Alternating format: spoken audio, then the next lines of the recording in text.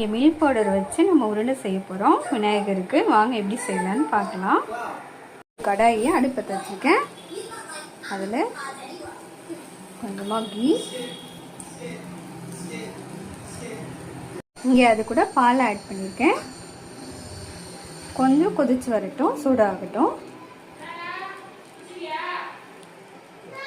பாருங்கள், இந்தளவுக்கு கொதிச்சு வந்தோன்னே இது கூட மில்க் பவுடர் ஆட் பண்ணி நல்லா கலக்கிக்குவோம். இந்தளவுக்கு வற்றி வந்ததுக்கப்புறம் இது கூட பாதாம், கொஞ்சமாக ஏலக்காய் தூள்,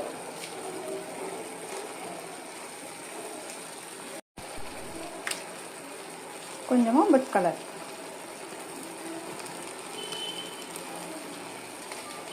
மிக்ஸ் பண்ணிக்கலாம்.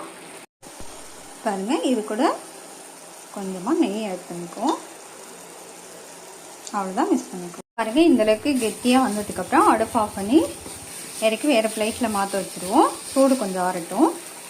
எடுத்து வச்சதை உருட்டை பிடிச்சி இந்த மாதிரி கும்பலாக நான் எடுத்து வச்சுட்டேன். அவ்வளோதான் கைஸ், ரெடி ஆயிடுச்சு.